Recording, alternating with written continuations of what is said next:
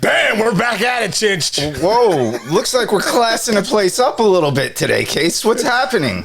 Dude, we're classing it up big time. You kidding me? The most special human being in my life, my mom, Joan Casey, is joining us this week for a Mother's Day special. Yes. She came in kicking and screaming, though, Chinch. I'm like, Mom, you got to come join me for the Mother's Day special. She's like, I'm not doing that. You know, she's got that New York accent like you. I'm like, yeah, you are. I'm kidnapping you in here. So welcome, Mom, to the show. Well, thank you.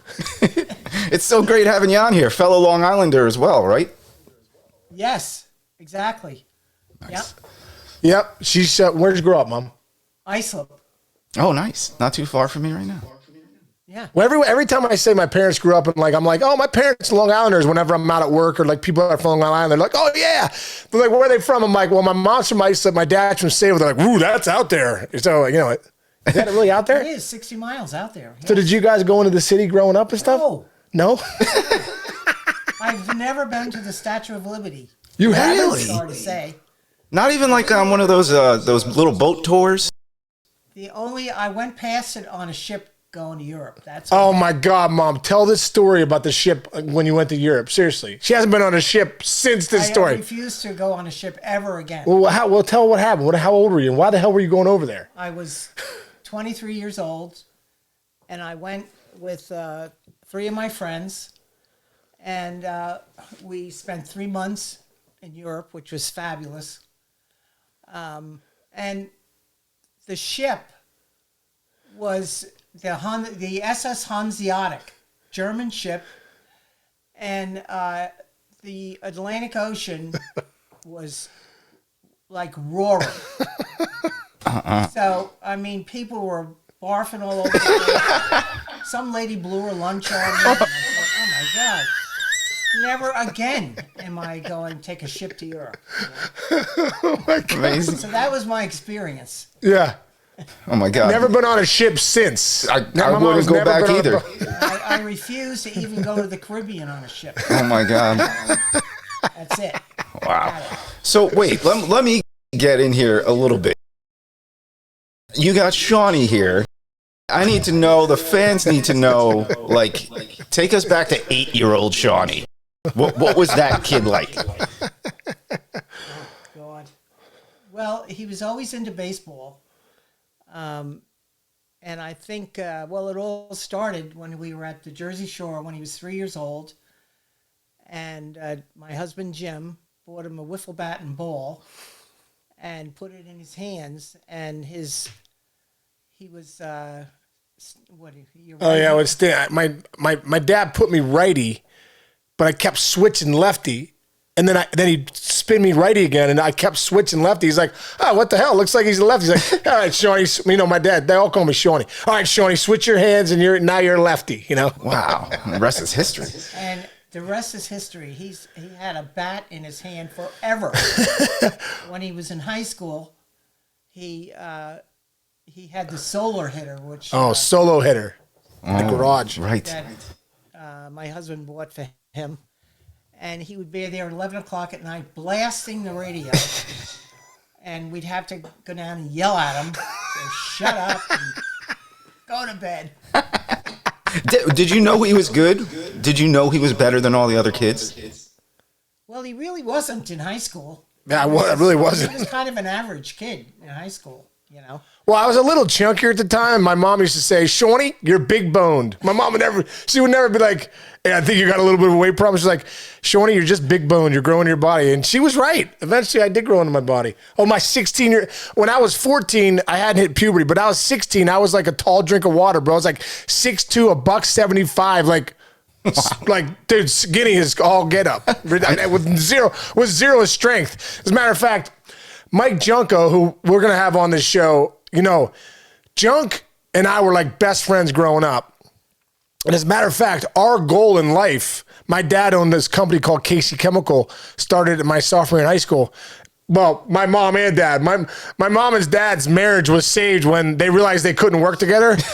So my mom would do my mom's a secretary, bro. Like I got so many ways to go with this right now. It's unbelievable. But my mom would do cause she could type faster than you could talk. Like I like in high school, I'm like, Mom, I got a paper. She's like, all right, Shawnee, let's go up. She'd get on the freaking word processor and I'd be talking to her like, all right, Mom. And I'm dictating and she'd be like, not even looking, like, and she would be like, and I'm like, I'm not done talking, Mom. She's like, and she would be done typing. I'm like, this shit's unbelievable. That's amazing. So, Mom, you went to secretary school in Manhattan, right? No, I went to the Catherine Gibbs My mom went there too. in Boston. Oh, she went to the one in New York. My mom went to Catherine Gibbs and did the same job. No way, Yes, dude. Catherine Gibbs. In Boston, I lived in a boarding house on the Fenway, would you believe? Oh, no shit. And we used to hear the games going. Wow, that's cool. And who'd have thought that my kid one day would be playing for the Boston Red Sox Crazy. at Fenway? Oh, my God, it's unbelievable. Went to one game. You went to one game? Do you remember who when you were playing? there. Oh, hell no. I just remember the pitcher. His name was Bill Monmouquette. He was a young up-and-comer. Bill Interesting. Mon. Wow. That's I guess- unbelievable. You remember I that. don't know why. So Casey's bat bag, Sean's bat bag, and did he forget his socks ever? Were there things was there trouble like that with Case trying to get to the ballpark every day? Always. That was right. He's, his mind was elsewhere. Yeah. He had 15 different things going through his head at the time. That's great. My mom would say, Shawnee, gotta use your head to save your feet. You're walking too much. You don't think first. You gotta use your head to save your feet. Because I'd always I still do that, bro. I'll go outside to the car. I'm like, oh shit, I left the keys upstairs. I got to run up and get the keys. And my mom's on my shoulder going, use your head to save your feet. Still to this day. So Yeah, I'm the same way. My dad got me some chip to put in my wallet because I used to lose my wallet all the time. yeah. And then I lost the chip a day after he got it for me. Wow, dude. Wow. So we Dude, I want to go back a little bit with my mom just for a second because with it being Mother's Day, my parents, my mom's parents, both she was one of 8, right? Kids out nice. We used to go every Christmas to all our cousins. We had freaking cousins everywhere, dude. It was unbelievable. 25. 25 cousins. My mom's the second oldest of 8, and we used to go to Islip, New York every year for that reunion, big tub of Budweiser, just like the McHugh household, just having a great time. It was a great week. We'd go for a week. We'd go for a week. We'd go see my dad's family and my mom's family. So it was great. But I want to go back to your mom a little bit, Mom, because she was such a big part of your life. My mom's dad passed away when she was 11. So, it was He was 41, yeah. and my mother was left with 8 kids at 41. Wow. And she was a very smart lady. In order to support us, she bought a liquor store in our town. In New York State, liquor stores are private, so she was able to buy a liquor store, and that's how we survived. Wow. All went to college, master's degrees, and it's all a tribute to her. Unfortunately, she died at 57, which was too bad too, but she left a great legacy. But tell your story when your mom was dying, Mom. You were out in Colorado with your friends, right? Yeah, I was living in Colorado, so I came home to take care of her, and it was probably the worst and the best thing I ever did in my life. I'll never. I can relate to take that. I that know. away from me. Yeah. Spent a lot of quality time with her. It was wonderful. Beautiful. Yeah. Yeah, yeah. And, it's funny, looking back on your mom, didn't you say initially when your dad had died that, they didn't know whether she'd be able to keep all the kids together. So they were talking about some of the kids maybe having to go to foster care. Yeah. And she was like, bullshit. We're going to buy a liquor store. We're going to lock it down. We're going to make it work. It was meant to be that this liquor store came for sale in our hometown. You could walk to it. Unbelievable. Yeah, it's great. Wow. Yeah. And somebody asked her one time if she'd ever remarry, and she said, well, who the hell marry me with my 8 kids and my milk bill? That's crazy. So when'd you meet Mr. Casey? How'd that happen? Let's hear the love story here. Well, he was a friend of my brother's, and when they would have any kind of a gathering of people, he was always there, Jim. And he and I spent a lot of time talking to each other, and he was a priest at the time. Yeah. And isn't that crazy? I used to say to myself, "Oh, what a waste! Waste of a good man." Holy cow!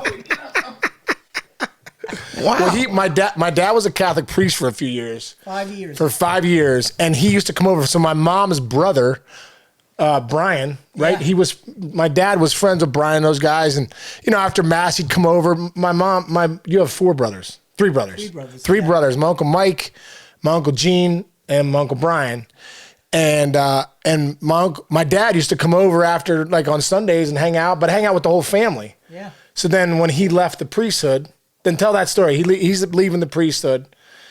Well, I was living in Manhattan at the time. He calls me because I used to say to him, he and his other priest friends would come into Manhattan and go to all the foreign films, and I said, well, why don't you come for dinner sometime? I lived with 2 other girls, and I can't do that.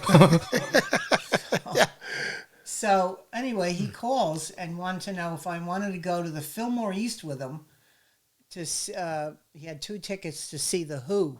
Whoa. Yeah. So isn't that cool? I said, "Are you kidding me? You're telling me you wanna go to the Fillmore East with me?" Yeah. I said, "Okay, I'll go." Yeah. Isn't that great? Well, it was at that time that he, had gave all his gave his papers to the diocese, and was. He was done. He was done being a priest. Yeah, and then but he had known my mom for years with your other sisters and stuff. I was a good friend of his sisters. And yeah, and so what's crazy is my mom. This is nuts. My mom was best friends with my dad's sister in high school, my Aunt Mary. Wow.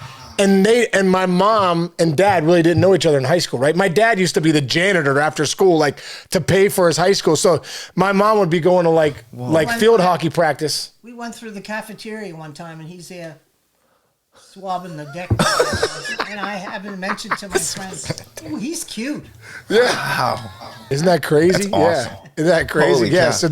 So then they've been married. What have you been married? 50? We're going to be married 52 years in October. 52 years. Oh my God. It was meant to be. Yeah. Wow. Wait, so can I fast forward, because we're on the point where your dad used to be a priest, Sean, but you told me a story. We can jump backwards. Yeah. But I'm thinking of a priest doing the story you told me about when they couldn't get into a baseball game one time that you were playing in. Oh my God. Well, I was telling Chinch the story about when the Reds were playing the Pirates, and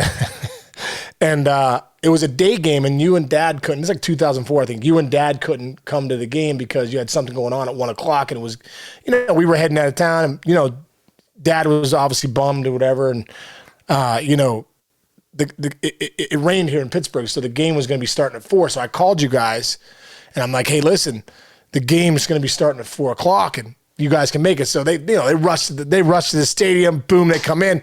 Well, gate A, where you come to get the tickets, was already locked. So my dad goes to gate A, and there's a security guard there, and he's like, "Listen, sir," he's like, "it's 3 hours past what the game time was. You got to go to gate C to give your tickets to get in." And my dad, being the impatient New Yorker, that he's like, "No, my son's playing first base for the Reds. We got to get into the game now. Just let me in. It's no big deal." And the guy's like 26-year-old security guard. He's like, "Sir, you got to go to gate C." And my mom's like, "Jim, let's just go to gate C. What the hell are we doing here arguing with the security guard? He's just doing his job." Next thing you know, bro, bam, straight. My dad swim moves the security guard. Bam. Next thing you know, he's on his way through the freaking up the escalator. Now that guy's on the mic like, we got a runner in gate A. We got breach of security.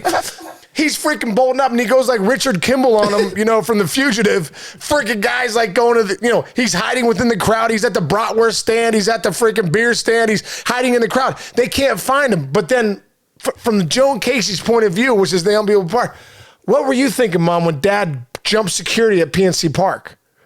I thought he was an idiot. Yeah, he just does what he wants to do. Oh my goodness. But so you're just standing there by yourself. I'm so embarrassed,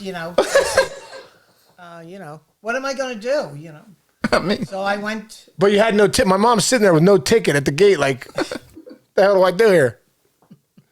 So you went through the door, right? I went to gate C like I was supposed to. It's amazing. But then he's looking. So the other part of the story is my dad outruns the security guards, which is a phenomenal story. Like he's like, and Dad at the time was like 60. I'm gonna say he's probably 68. He's 82 now, probably 67. But my dad's a killer. He's like lift weights, runner. You know what I mean? Like, so he outdoes all these young security guards. He gets to his seat, and that day I had just put my parents next to the dugout. So I talked to the travel and said, hey, Gary, make sure my parents can take care of. Now it's a 4 o'clock. So I remember after the first inning, I see my dad right next to the dugout. And as I'm coming off the field, I'm going to throw him a ball. I don't know why I'm throwing my dad a ball. He probably has a million of them. But I can see cops coming down the aisle. And I remember thinking, why are these cops coming down the aisle? It looks like they're going towards my dad. So I end up throwing my dad a ball. He's like, hey, Shawnee. I'm like, hey, what's up, Dad? I have no idea he just breached security. so I'm waving at him, and then you could tell the cops back off because I'm like, hey, Dad, good to see you. Oh, yeah, and then all of a sudden the next inning, I see my mom shows up, and she's talking through her mouth like, I'm gonna kill you. I can't believe you left me there by myself. Yeah, it must have been a fun game for you two. Unbelievable. Well, what else, Case? You got a whole family worth of stories. We got to hear. Dude, my sister's been sending me some fun stuff. Okay. What did Beth say? Beth said, let me see. Beth said, do you remember? She said, well, wait, hey, before we get there, how many brothers and sisters do you have, Sean? So I got one sister. My sister Beth. She's the greatest. 2 years older than me. She's, just such a great person. The greatest laugh probably in the country. Like you're around Beth Gold now, but you're around my sister Beth, and she laughs. I don't care who you are. You're guaranteed to laugh. There's no doubt about it. So there's a great story, bro. I don't know if we've ever told it on this show before. I think we have, but we used to have this car. It was that Lincoln. It was like not the Lincoln Mercury, because that would have been too big time for the Caseys at the time.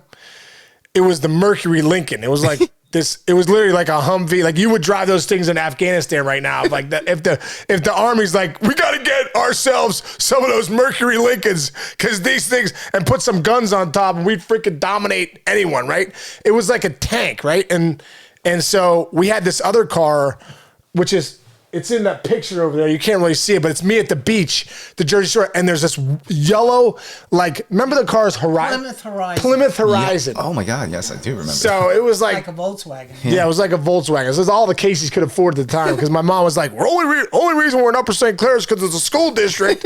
We can't really afford to be here, right, Ma? Right. Yeah. So one day my dad's taking my sister to soccer practice and me to baseball practice, and my dad's going 100 miles an hour. Now this is Jim Casey at like 38 Jim Casey, 42-year-old Jim Casey. We get in the Lincoln Mercury, the Mercury Lincoln, not the Lincoln Mercury. Lincoln Mercuries are for big time people. Mercury Lincolns are people that are in the towns for the school district. Okay, so up goes the garage. The Horizon is in the driveway. My dad freaking get in, kids. It's a V8 engine, Chinch. V8 engine, bro. You know that thing, monster. Yeah. Boom. He hits that thing in the reverse. Brrr, hits the gas like freaking Dukes of Hazzard. Boom, bro. He hits this Horizon going mock in our driveway. Boom! It hits the Horizon. It goes flying. I swear to God, I'm not kidding. It launches, propels 20 feet in the air. This car is flying across the street. It flies across the street into our neighbor's yard. All 4 tires. It sounds like there's an attack coming from all sides. All 4 tires like boom, boom, boom, boom. They blow up, right? Friggin' thing is sideways in my neighbor's yard. Like in Pittsburgh, it's hilly, so it's on a hill in the neighbor's yard. I mean, dude, this thing was launched 40 feet in the air. Unbelievable. The Mercury Lincoln doesn't have a scratch on it. It looks like it's brand new. The horizon is total, bro. Hood like this, smoking, all 4 tires broke. It's like crumbled, right? Well, out comes, remember the neighbors, the Klops? Yeah. They were German, like legit, didn't speak English. They come out, they're like, Sprechen Sie Deutsch. I don't even know what they're saying, but they're like, they're swearing in German. The car's in the thing. Here come the neighbors because it was so loud, right? It sounded like an accident. And so my dad's only concerned that we're going to be late for practice, right? So I'm like, Dad, you got to go in and tell Mom that you just totaled the horizon of the thing. He's like, all right. So he goes into my mom. Do you remember what he says to you? Yeah, he said we had a slight accident in the driveway. And I said, you got to be kidding me. I go out there and there's his car, all the way in somebody else's yard. And I said, what the hell is going on here, Yeah. And then my mom's like, slight accident? The car's totaled. And my dad, I just remember my dad going, yep, we're late for practice. He bolts back into the Mercury and drives off. And I remember looking in the rearview mirror and my mom going like, what the hell, where are you going? And he's like, bowling down the street, boom, off we go to practice, right? So anyway, bro, we didn't have the money to really fix this car. I think you guys got... Well, you could still drive it. I mean, the whole side was sideswiped, and you could still drive it. But yeah, if it works, back then, if you didn't have the money, you're not fixing the side wall if it drives back then. No. Yeah. So we never fixed it, but he had to go up to the high school for some reason. No. I was going to one of the most popular girls in school had a birthday party, and it was like the town rec center. So you had to like drive up to it. You know what I mean? Like, and Junko's in the car, and he's just a terrible friend at the time. He's like, and I'm like, Mom, drop me off up the street about a mile away, and then me and Michael walk. And she's like, what'd you say? I said, hey, these are wheels. Transportation, and I don't care whether you're embarrassed or not. I'm going right to the door. I love it. Love it. So, and then when he called for me to pick him up, he said, "Pick me up at the library." Which is up the street.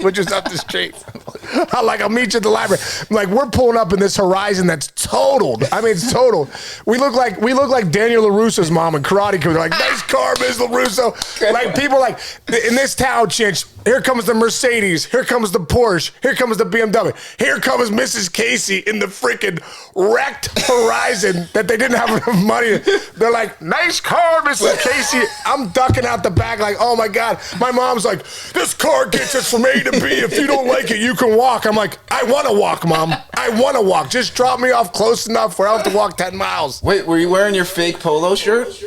Gotta bring that up again. Oh yeah, tell them about when you used to buy my shirts at like the Round Again, which is good. My mom, listen, we didn't have a ton of money, but my mom, they were I thought it was a polo. It looks like them. I know the exact shirts. Knights of the Round Table. Yeah. The logo, Right. He wears it to school one day, and his friends are all over him, They're like, Case, that's not a polo. I was like, yeah, it is. My mom said it was. She bought it at TJ Maxx. They're like, that's a Knights of the Round Table, you asshole. I'm like, oh boy. That's great. I went home after school like, Mom, you got to be sure if it's a polo or not. I just look like a total jackass at lunch. So that was one. What did other? Beth also sent. Oh, do you remember when Beth and I, it'd be like Friday night. You and Dad are going out for a date. It was like probably Saturday. Whenever Dukes of Hazzard was on, my parents would go out that night. Mm-hmm. Do you remember what you used to get Beth and I? You used to go out and you would buy for us. Coke and yeah, potato chips or something. Yeah, Coke and Doritos, bro. Like when the soda, Cool Ranch came out, they get us a 2-liter Coke and Doritos. We had no junk food in the house, Casey household, but boom, we'd get Coke and Doritos, which was great. We enjoyed it, and we would watch Dukes of Hazzard and torture the babysitters pretty much. Mom, Beth says this. She said, how about when you and I were home old enough to babysit ourselves and we put up all those team banners and posters with roofing nails on the wall over my bed? Do you remember that? No. And he said, we basically destroyed the wall, but you didn't get mad. You're like, that's okay. So thanks for not getting mad. Although my mom would yell all the time, like total New Yorker. She'd be like, you kids. She used to say this, Chinch, you kids will be the death of me yet. And then I would start crying like, I don't want you to die. She's like, take it easy. It's just a saying. Get a hold of yourself. You know? What was she like at games? Were you outspoken at the Joan Casey when it came to the bat and stuff? I was very quiet at the games. Mm-hmm. And when he was in the minor leagues, when he was on first base, I used to wave to him, and he'd wave back. So when he made it to the major leagues, I'm in the stands and I'm waving at him. You know, he's facing Randy Johnson right now. You can't wave to me. I'm in the major leagues now. He's probably said, "I'm your mother. I can wave to you whenever the hell I want. I put you in this game. I'll take you out." No, I did the underhand wave. I'd go like this. Like, I can't wave to you like this. We got 60,000 in the crowd. I was like, I'll underhand wave like this. So she's like, all right. But what's great, my mom, if it was like the 7th inning tie game, 3-3, big situation, I'm on first base, I could always look up at my mom and she'd be waving at me. And it was unbelievable. And Joan Casey had the white hair, so all the Reds, we would all be like, all right. He's like, where's Waldo? Like, where's Joan Casey? And I remember Danny Graves would be like, Case, I found your mom. She's right there. Like, Dimitri Young would be like, Case, there's your mom. Like, we would play a game every day. They're like, hey guys, Joan Casey's going to be in town. Like, all right. And before the game would start, one of my teammates, Barry Larkin, Booney, they'd be like, bro, I found Joan Casey. She's right there. In the midst of 60,000, we could pick her out. We could pick her out like that. That's amazing. So great. Who was your favorite players that Sean played with in the bigs? Did you have any that you kind of liked more than others? Wow, that's a good question. I liked Adam Dunn. He seemed to be the best, down to earth kind of guy. Booney was a nice guy. Always said hello to me. And what's his name? The pitcher? Harnish? No. Rietsma. No. Danny Graves. Yeah, good guy. Gravy was the best. Yeah. I mean, every one of them said hello to me, which was great. Oh, that's nice. Yeah. What'd you think about the one time I told you the story when I got my dad a pass one year? Talk about breaching contracts. I got my dad like a batting practice pass, which you would get, for your family, because you think that they would obviously just really appreciate it and respect it. So one day I'm stretching, get ready for a spring training game, and Danny Graves goes, like, I'm down, get like 15 minutes before the game, and Danny Graves is like, hey, Case, is that your dad? I go, where? He's like, running a pole on the field with John Canca, who was my father-in-law at the time. And I look up, I'm like, yeah, why is my dad and John Canca sprinting from pole to pole on the? So what'd you think of that story when I told you? Well, that was typical of your father. He used to break every rule in the book. Along with John Canca, the two of them. Oh, yeah. That's amazing. I'm like, Dad. After he got back, I'm like, Dad. After the game, I said, Dad, you can't run on the field. Like, this pass means that, like, it'd be like me being at a Pearl Jam concert and Vedder leaves me a pass and I'm up there singing Better Man with him. Like, you can't do that. I'm like, Dad, you can't run on the field right before the game starts. My dad goes, oh, you need to lighten up. I'm like, all right. What are you going to do? That's like, Sean has the greatest stories about family. Like, one of your sons, didn't he poop all over your training room? That was a whole nother story. Yeah, that was a whole nother story when Jake pooped. Remember when Jake pooped in the Reds locker room? He was like 2 years old. You had to change him. Yeah, I had to change. He pooped. He was riding the exercise bike, pooped. And the strength coach, Matt Krause, comes over to me. I'm like icing my shoulder, full uni. He's like, Case, he's like, we got a problem in the weight room. He's like, I think your son dropped a bomb. He stepped in it and then walked all around, running around the weight room. I'm like, oh my God. So here I am making $8.5 million on my knees, just spray, scrub. I was there for like 45 minutes, like freaking, I remember, their mom at the time was like, "Why took you so long? Why were you in the locker?" So I was like, "Jake pooped, stepped in it, and then was running around the weight room like everything was cool." That's right. So good. So I was a little nervous coming here, but I was a wreck when Sean played for the Cincinnati Reds, and they had ESPN had a Mother's Day thing. So ESPN, they came to my house with all their, the cameras and everything. So they set up in the family room. The engineer that came with this interviewer, he puts all this equipment on the kitchen table, and so the camera's going to be going into the living room. So we, dressed it up. And I'm thinking, oh my God! The lights. They had these huge lights that were in the living room, and it was incredible. And this woman who interviewed me, she put me so much at ease. I couldn't believe it. But as we're starting to record this thing, my husband walks in the door after he I don't know whether he was working out or he was running. He comes in the house. He comes in the kitchen where this engineer is, completely oblivious of the huge lights and these people and the big truck in the driveway, and proceeds to make himself a shake in the Vitamix. This poor engineer, the minute he turned it on, this poor guy, his headset goes flying, and he's effing this and effing that all over the place. He said, "Jesus Christ, Jim, get out of here!" My dad had the Vitamix blender on high, turned that rib right in the middle of the interview with my mom. But after this girl who was interviewing, she was rolling on the floor. And they drove to Cincinnati after this. And I think it was Sam Ryan. I'm almost positive it was Sam Ryan, who I ended up working with at the network. Oh, is that right? Yeah. Well, anyway, they get to Cincinnati, and she says to him, "You would never believe what happened with your dad." I was like, I believe it. I believe it. Let me think. I got a couple other things I wrote down, Mom, so bear with me for a second. I got one in the meantime, real quick. Go ahead. Where were you, Mrs. Case, when you found out that Sean was getting called up to the big leagues? Wow. I was not. Remember I called you? I was in Iowa. I called you guys from that payphone.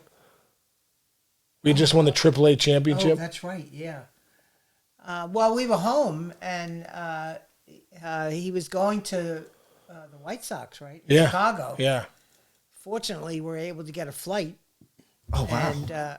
And we got there before the game, which was fabulous. All his Richmond buddies were there, of course. These idiots that, like, how many of them there were? There's 6 of them, I think. 6 of them with these stupid wigs on, and they painted faces, and I don't know how the hell they got there. Probably had too many Bud Lights before the game. You know what I'm saying? Yeah, they were there too. So Wow. it was so great that we were able to get there. Do you remember? I don't think I've ever asked you this. Do you remember my first at bat? Like, Yeah. what were you thinking? Well, I was feeling? nervous.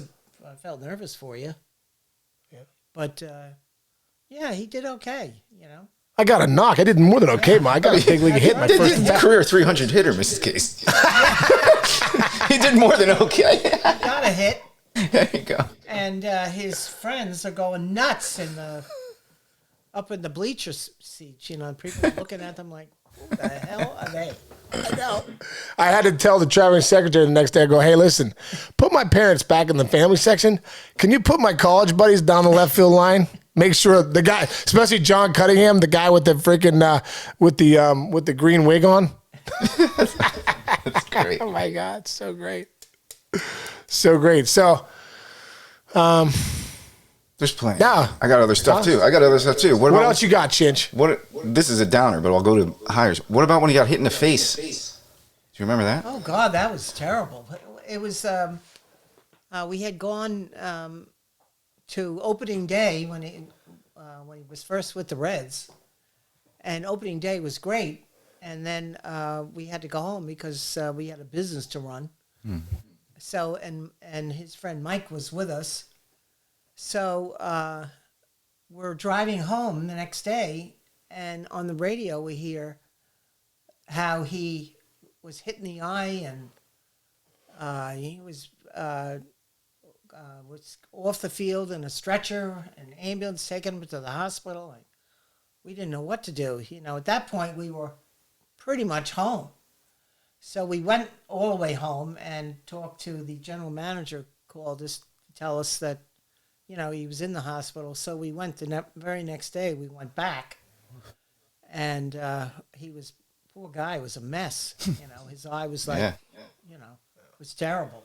Wow. So I stayed until after he had the surgery, and it was pretty scary. I felt bad because, it could have been a career-threatening injury that he had.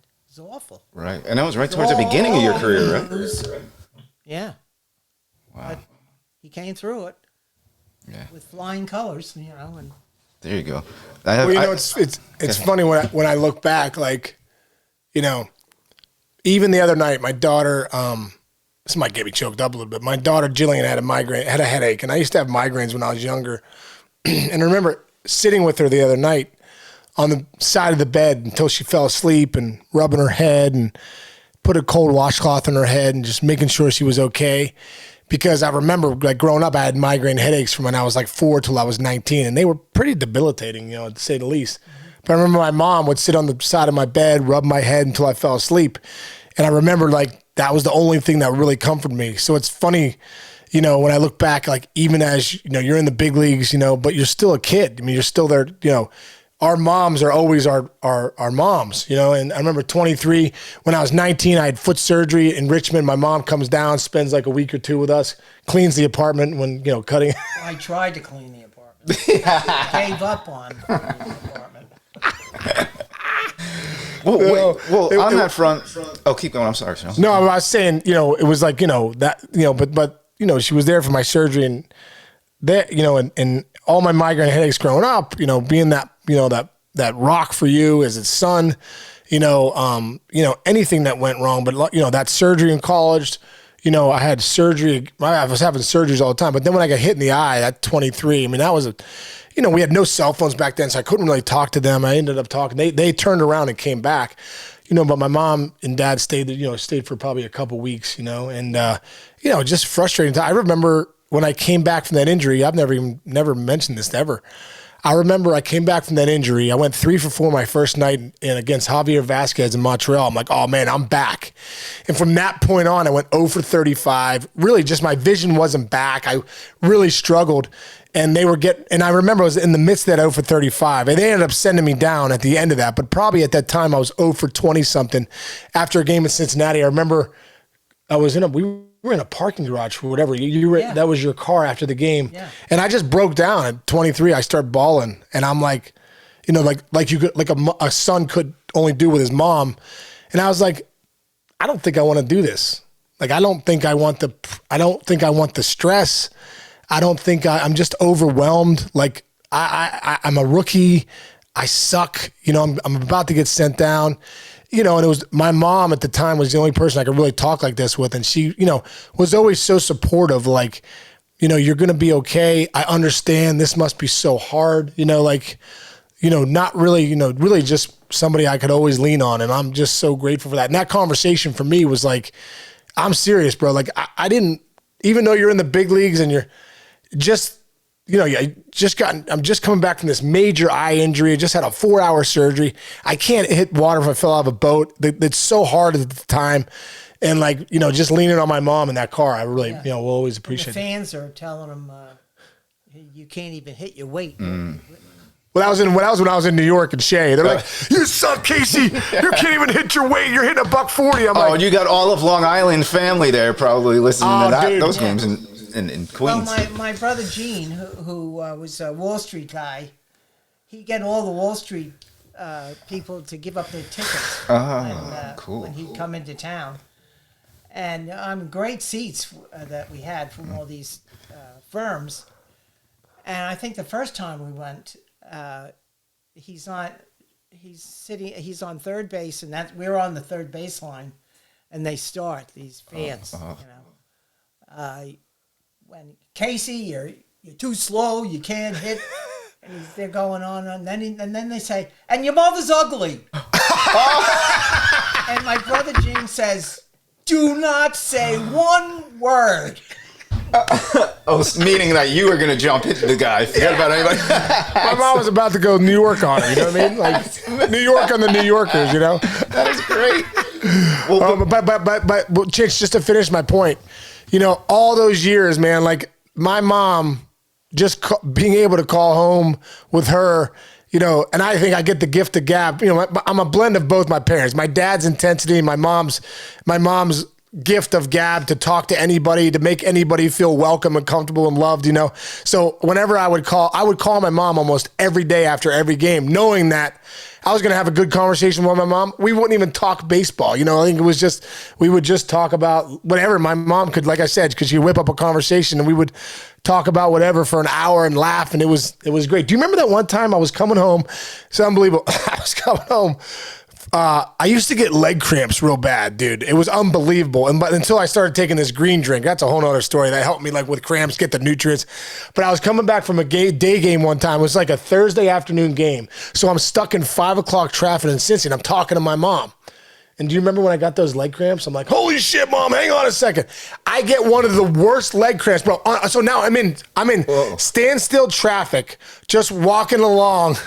And so I'm like, okay, I'm like, we're putting along. And at this time, I'm pretty popular in Cincinnati, right? So I'm like, oh my God, Mom, leg cramp. She's like, well, what are you going to do? I'm like, and my mom's like, well, I still got another leg, so I'm good. You know what I mean?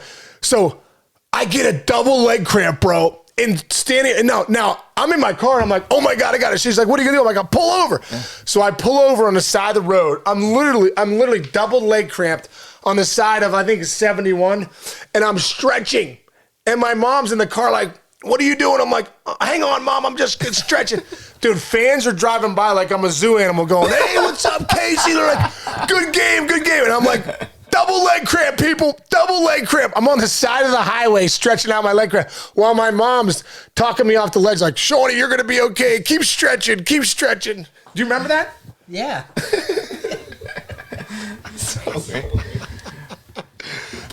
But see, Mrs. Case, on the flip side, what Sean was just saying, forget about all the all-star games and all the home runs, anything like that. Your son has won every award for being like the nicest player that's ever played baseball. I think they've invented awards to give him because of his upbringing and the way he is. I know for me personally, he's one of the greatest lights in my life of friendship. How proud are you of, your son's nickname is the Mayor. Isn't that great? Isn't it great? Yeah. Well, I have to say that I'm very proud of him. People... they always say, well, it's because of you and your husband that he's that great a kid. No, it's him, He's done a great job with his life. He's a wonderful father, which is fabulous, and there's just no words that I can say that make me prouder than this kid here. I appreciate it, Mom. Even Thanks. though I still call him Shawnee. Don't ever he's stop. He's going to be 48 years old. He's still my baby. That's so... Oh, my God, you say my baby. My mom was like that, and we were talking before. There's a bond with moms and sons playing baseball that's different than a dad and son. But I'll never... I told Sean this earlier. My mom... When I was in high school and even in college and forward, for some reason, when I was up, she would just get nervous and just go, whack it, Richie, whack it hard. And I would get up, and I'd be at the plate, and I'd be like, oh. And my friends there and everything, and I get in the car with her after. I'm like, Mom, can't you find a different little phrase? And she's like, you're my baby. I've been saying that since you were 10, and you've been getting hits since you were 10, so I'm going to say it until the day you die. And I was like, all right. Keep whacking it, Rich. Keep whacking it. I'm sure your buddies were crushing you. Always. Let's go, Rich. Whack it. Oh, they would say it to me all night when we were going out after. Hey, what are you doing tonight, Rich? Whack. Oh my God! I was always very quiet. I never said anything. Well, she's got the New York accent too. So the Shawnee. Oh yeah. Let's go, Shawnee. So all her friends that were Pittsburghers, like, then all of a sudden they'd start mocking her. Like, as soon as she'd say, "Let's go, Shawnee," all her friends. Then all of a sudden I'd hear out of the crowd, "Let's go, Shawnee. Let's go, Shawnee. Let's go, Shawnee." So it was kind of funny. It was kind of funny. But I think what's great, Chinch, is that I get a chance. I'm so fortunate. I get a chance to just, like I said, be here with my mom. I'm so grateful for that, for this Mother's Day special. And I think for all the moms out there, and for all the guys and the daughters and the sons of wonderful mothers out there, there's something about a mom that's just so different than everybody. And, I know for you, Chinch, your mom was a huge light in your life. And I know, that she passed a few years ago, and I know that was such a tough thing for you. And I know for me, I'm grateful for all the days that I have you, Mom, and I just love you so much, and just so grateful for, just how much you've loved me and all the years, and how much you love Beth, and just such a wonderful freaking person, and you're like the best friend. I see how you treat your friends. I see how they treat you, and not a day goes by that I'm just so grateful for you. And I love to laugh with you and tell these stories, and it's fun. She's the greatest person. I still every day talk to her, but I thought we would just share that today with our fans, like for all the moms out there, that all the things that you do, that my mom's done and Rich's mom's done for us, we're very grateful. And, this is a real tribute to all the moms out there. And we hope that you guys have an awesome, awesome Mother's Day. And, we were grateful for all the love that you guys spread to all the people out there, in this world. So glad we did this, Chinch. And I told my mom, I was like, at least I got you on video. Yeah. We could tell some funny stories. Oh, it's been an honor to be on with you. We can look back. Honor to be on with you. Have a great I'm so weekend. glad I had a chance to meet you. I know. In this 2 dimensions. We got to do it in a 3-dimensional form next time, right? Yes. Yeah. Yes. But one of these days I'll get to see you in person. 100%. I can't wait for it. Yeah. We'll make it happen, Chinch. Mm-hmm. We'll go eat somewhere good in New York, because my mom, you still could go up to see your family and stuff like that. She still makes her way up there. So there we go. Grateful for that. And I tell you what, I want to just say, for I like to look at generational gratitude. Like, you never stand, none of us are just here because of us. Like, we're here because we've stood on the backs of our families generationally. Like, I think about all the people back in even Ireland that have come over here, the Gilmartins and the McHughes and the Caseys. And I like to think that way.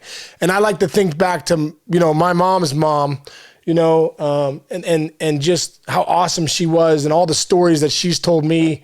And I'm very grateful, although I didn't know her, I'm very grateful for the love that she gave your family, and the love that she gave you and your dad, that you could be the person you are today, that you could raise, me and Beth. And, I think that's stuff that maybe at times we think we're just in this alone. We just did this alone. You never do anything in life alone. It's the gratitude has got to be extended back to the people that you stood on, all the moms that drove us to practice, all the moms that when you're 0 for 35 or if you're struggling whatever in school, your girlfriend breaks up with you, you have the conversations with your mom.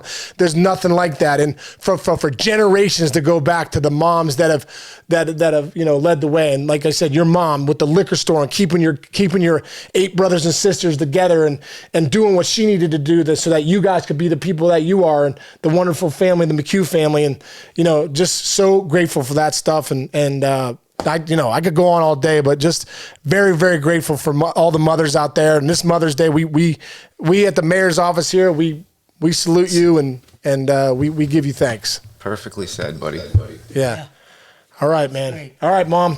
I love you. Give me a hug. I love you. I love you too. I love you so much. And you know, get cheers for my mom was nervous. What do you mean Nervous? Once Joan Casey gets rolling, things start happening. Joan Casey was on fire today. She was everything I would hoped her to be and more.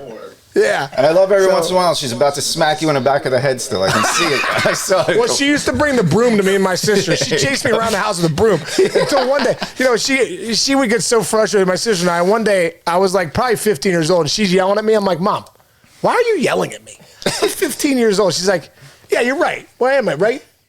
Yeah, we started laughing. Yeah. I was like, why do you have me and Beth cornered in the kitchen with a broom? Like, what the hell's... I was like, in 2022, I'm calling social services. You're getting taken away. Amazing. You know? So great. Well, so great. Have a great weekend, everybody. Mom's All right, out there Chinch, especially. love you, brother. And for everyone out there, happy Mother's Day to all the mothers. Subscribe, download to us, do all the things so we can keep doing our thing.